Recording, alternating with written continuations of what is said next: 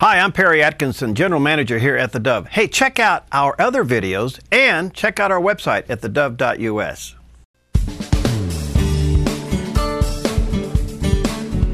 Well, welcome back, and we are delighted to have with us Marybeth Hicks. She is a columnist and a speaker and the author of several books, but we want to talk to her about her book today called Teachable Moments, using everyday encounters with media and culture to instill conscience and character and faith into your children.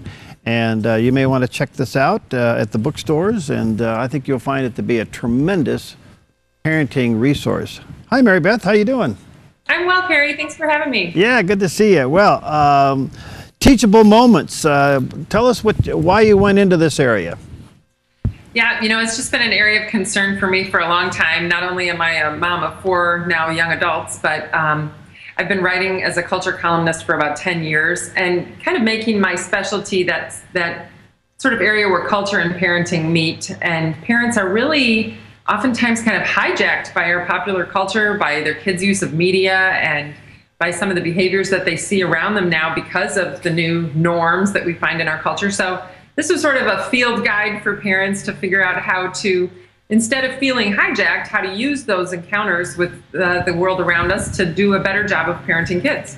Oh, well, thank you, because we just had on discussion in the last couple of mornings on our morning show how young should students or kids be allowed to have a phone, and the social media issue and the impact and the peer pressure.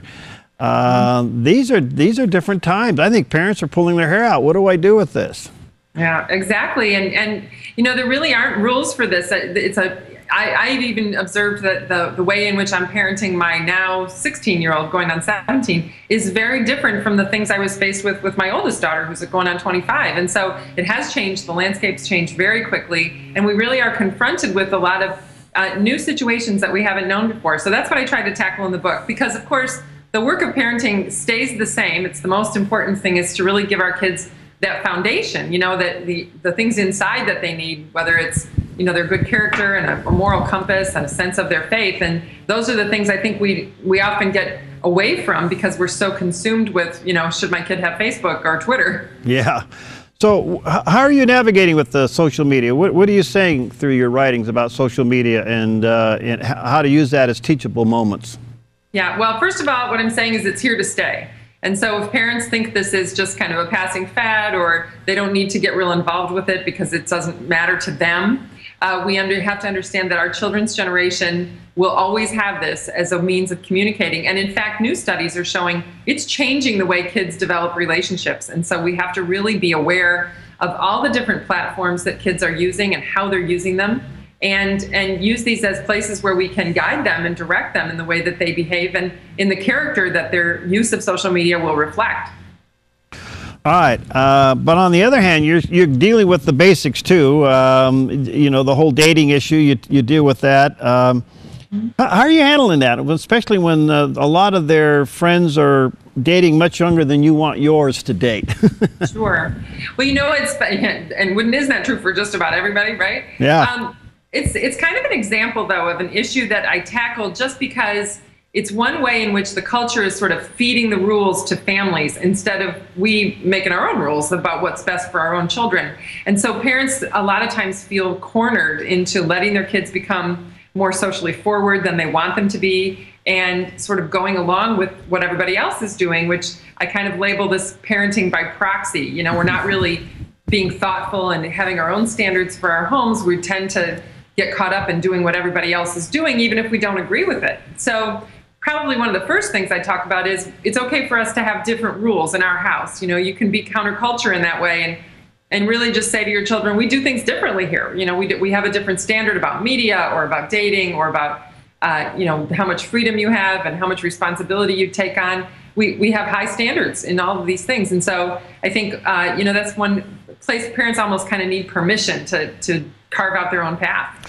Yeah, but I also hear you say here that, look, we are different because, and you give those reasons, which in itself is another teachable moment. Yeah, exactly. So I tend not to be a parent generally, and I don't advise people to be the kinds of people who just say, well, that's not appropriate for us, or I don't like this particular show or this media content. We have to give the why, because that is how our kids develop standards of their own. And so if we don't really finish that sentence, that, we say this doesn't reflect what our faith teaches us, or, this is this media, this TV show is disrespectful toward marriage and women, and the hypersexual culture is really not safe for us and doesn't make me feel like you're getting the right values. If we don't say what it is that we object to, then we seem to our kids to be kind of complacent. And so if we leave a void there, the culture will just come in and bring their own values and its values to our children, instead of us instilling the values that we want them to have. You can't shield your children from getting all the things at school, so somewhere you got to insert your values alongside what they're being taught. In particularly, there would be the whole sex education thing. Yeah, so I spent a whole chapter on teachable moments from school, and some of the ways in which the public schools in particular are really feeding a lot of point of view, a lot of opinion, a lot of doctrine, if you will, to kids. And that in Christian households, we really have to avail ourselves of the dinner table, to have those conversations with our children, so that we can put our own spin on things, because the values that are coming from the school are very strong and very well articulated. And the whole sex education thing is one area where it's very important that parents know what your rights are, what your responsibilities are, and that I really advise parents to preemptively teach their kids all the lessons they want them to know, so that when this material comes to them in the school, it's nothing new to them. They've heard it before, and they know what to expect, and they know what the truth is. Of course, the whole media thing kind of is the dominant factor here. What do you do with, say, video games and things like that you don't want your kids involved with? Yeah, so what I really encourage people to do is to develop some standards around media in your home. You might even write them down. You might even have kind of a guiding principles that you put on your refrigerator, but it has to do with what kind of content you want and what kind of content you need to reject. So it's not all bad. I mean, media is morally neutral in itself, right? Can be good. Could be this wonderful Christian radio program, that we're doing, or it could be, things that are very destructive and even reflect the presence of evil in the world. So we need to say, yeah, media can be great and can enrich your life, but we have to keep it in perspective in terms of how much time we spend with it. And then when we want to choose a media diet, if you will, that's healthy for us, just in the same way that we try and teach our kids to have a healthy, nutritional diet of food. So we do definitely want to articulate to them, what would that good diet look like? And so it's, not going to have gratuitous sex or violence. It's going to speak respectfully about women, about marriage. It's going to, promote good values and good ideas, positive things. And so those are the kinds of things we need to do. And we kind of grow with our children as they get older. We show them how to make good, discerning choices about media on their own. So even if they're going to be at a friend's house or someplace where they're going to see something or choose something that is not what you'd prefer, at least they'll always know what the standards were, and that why you would have objected to that. Do you recommend a media wind down at the end of the day, or maybe even a media fast for your kids? Oh, sure. And in fact, in my house, we have, for social media, I use this system called Amish Lockdown. My daughter named it. It's because I know all of her passwords to her social media, and if I ever see that her priorities are out of whack and she's spending more time there than on school or on fitness or some other things that are important to us, I'll just go change her passwords, and then she can't have access to it. And for a little while, she has to be reminded that you can have great friendships and great encounters. You can still be social without social media, and it's sort of a great reminder that it's not the end all and be all. Do you deal with bullying? I don't deal with some as a moral issue in this book. I have previous books where I have dealt with it in greater detail, and there are some wonderful people who are doing work on bullying in particular. But what bothers me about the bullying issue, and I do talk about it in Teachable Moments, is that we've decided in our culture to start categorizing people as a way to teach about empathy. And in fact, I argue that, bullying is a moral issue. Bullying is always wrong. It doesn't matter who you bully. It doesn't matter if you understand them or you're empathetic to them or not. Even if you can't stand somebody, you shouldn't bully them, because bullying is always wrong.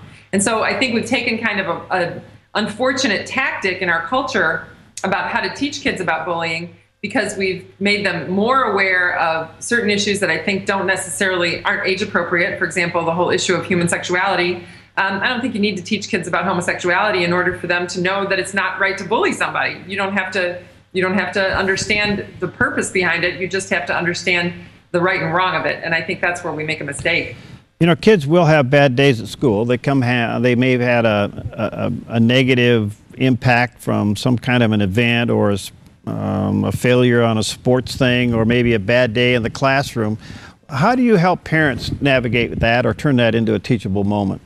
Yeah, those are my favorite. This sounds terrible as a mom, right? Those are some of my favorite days, the bad days, right? Yeah, right. One time I was doing another interview, and my daughter overheard me. I was saying, well, I want my kids to be happy, but making them happy is not my job. I want them to have the building blocks so they can make their own happiness in life and contentment and have true joy. I got off the interview and my daughter said to me, "I knew it. You don't want us to be happy." And, it's kind of a funny thing, but, yeah, right. But really that's the point, is that even on those bad days, we need to teach our children about aspects of personal character, like perseverance and tenacity and patience and understanding that God's plan for us. And those are things that are best learned really in the midst of disappointment. But Perry, I want to say one of the things I put in this book that I think is just crucial, and if people didn't read anything else in the book, I would hope they would see this. Okay. And that is, in that first chapter, I made a list of character traits that we want our children to develop. And it's not a complete list by any means, but I think it's at least 50 things. And I think what we've lost in this culture is a vocabulary around character development. We don't really know how to speak to our kids about how to be moral and how to use good moral judgment. And we don't necessarily talk to them about character traits that we want to help develop in them. Instead, we basically say, well, you should be nice and you should be good, and these are kind of nebulous words. They don't mean very much. So what I really tried to offer parents is that vocabulary for how to teach kids about specific character traits that we want to develop in them. Wow, that's great. Well, it's a great resource. It's called Teachable Moments. You may want to check it out at the bookstores, and I think you'll find this to be a great resource. There's a picture up there on the screen for those watching on the Dove TV this morning, and get a copy of it, Marybeth Hicks. And well, I tell you, this is good stuff, because I think parents right now don't know what to do with all of this digital technology and how to manage that in a kid's life when he's already crowded or she's already crowded with activities and peer pressure. That's just another added element. It is, and it can be overwhelming, and I think a lot of parents feel like it's so much to learn, and it seems so foreign to us as adults, as parents, that they kind of just let it go, and they say, oh, your Instagram is, what's Instagram? They don't know. They don't know what Snapchat is. They don't know what Vine is, and they don't know why their kid has so many followers on Twitter. They don't know what all that means. And what's really important is that you have to find out what it means, and you have to be aware of what your child is doing out there, because not to do that is basically to let them go out and interact with a whole lot of people and use some poor judgment. So we need to give kids the benefit of our wisdom. As a mom, do you look at all your kids' social activity on media? I wouldn't say all. My kids are a little bit older now, but I follow them all on Twitter. They follow me. Their dad's on Twitter. My husband is as well. And so, we kind of have some family fun with social media in that way. And it can be a fun way to connect. One of the things I think parents need to be concerned about is the platform called Snapchat, which is a way to send pictures that don't save. They disappear within a matter of seconds, or at least kids think they don't save. And so it's a platform that allows kids to send pictures that are perhaps ill-advised. Maybe I think it was basically devised for the idea of sexting. And taking really inappropriate photos and sharing them with people. But that's one that's difficult to supervise, and parents need to know about it so they can really counsel their kids about how to use Snapchat wisely. Great advice. All right. Hey, thanks, Marybeth. Best to you. I don't know, what are you working on next? Oh my goodness, the book just came out, so I'm going to try and just get it in the hands of as many people as possible, and I appreciate your help. Yeah, thanks for having me, Perry. All right, padded rooms for moms, huh? Exactly. Thanks. Nice to see you. Okay, we'll be right back.